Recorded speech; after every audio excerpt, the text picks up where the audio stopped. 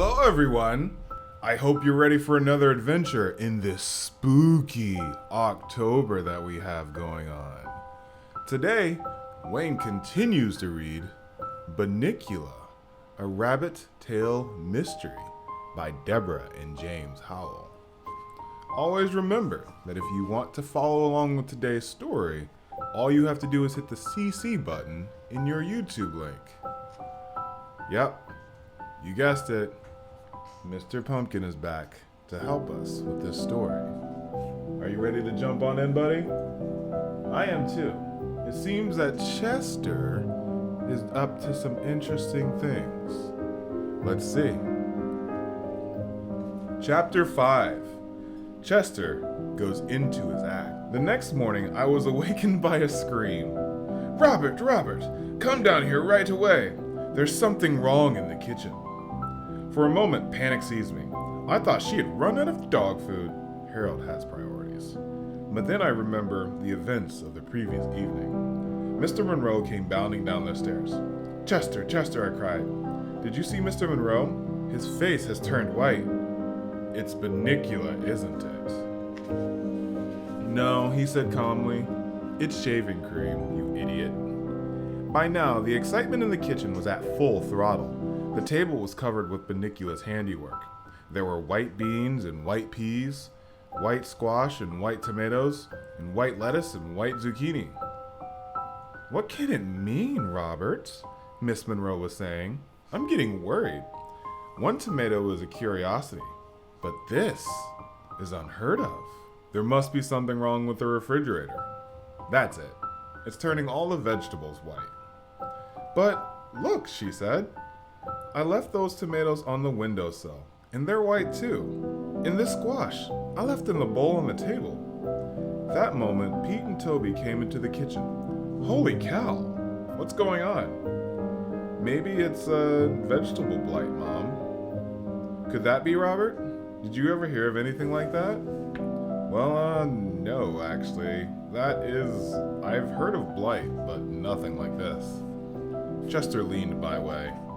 This is going to take forever if we leave it up to them. Sometimes, human beings can be so slow. I started to answer him, but he was heading for the table. What about that friend of yours in the agricultural department? Oh, Tom Cragen. Could we call him and ask what we're doing something wrong? It's DDT, Mom, Peter interjected. I know about this stuff. It's because you buy vegetables that aren't organic. All vegetables are organic, Peter, Mrs. Monroe implied. That's not what my teacher says. See, Toby? I told you this would happen. They're using chemicals on our food, and if you're not careful, you'll turn white too. Like Dad. Robert, couldn't you take that shaving cream off your face? Oh yes, of course. Where's my towel? I thought I brought it down with me. For that matter, where's Chester?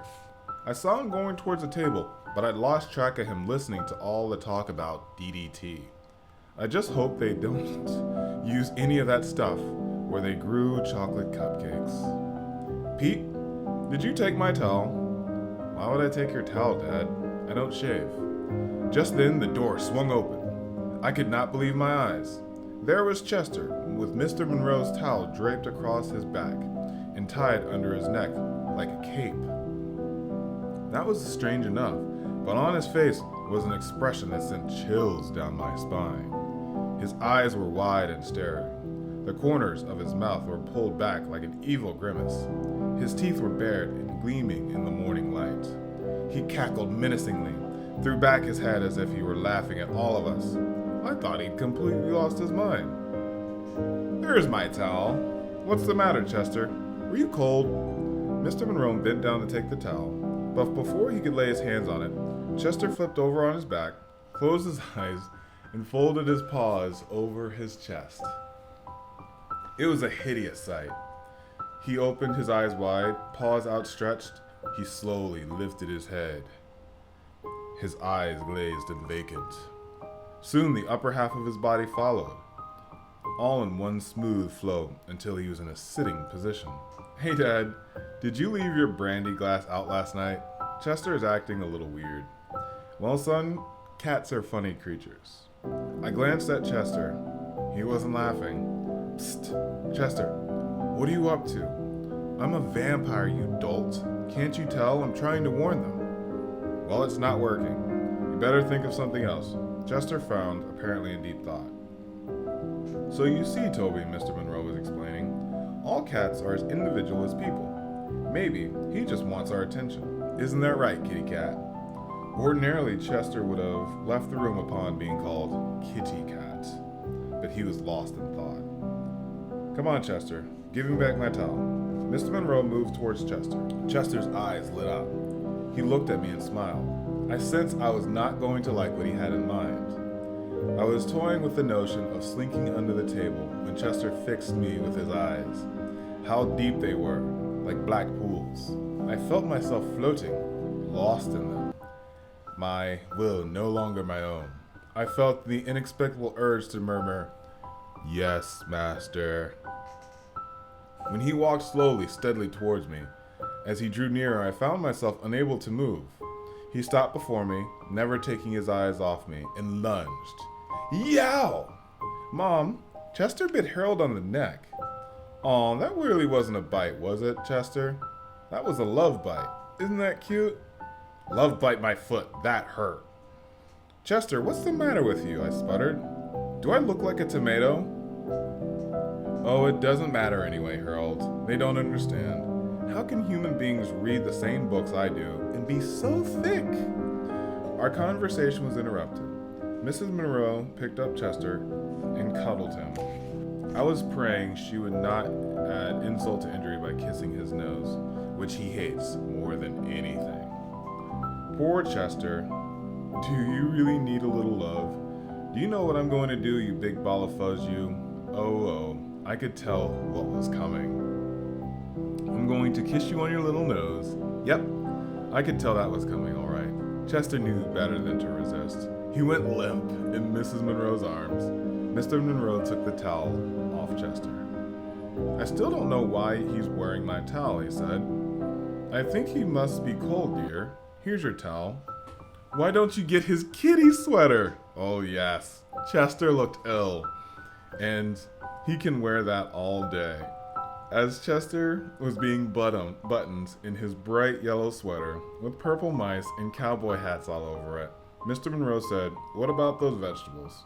Shall I speak to Tom Cragen?" "Yes, dear," Mrs. Monroe said. "Why don't you? I'm sure there's some explanation. In the meantime, I'll change markets.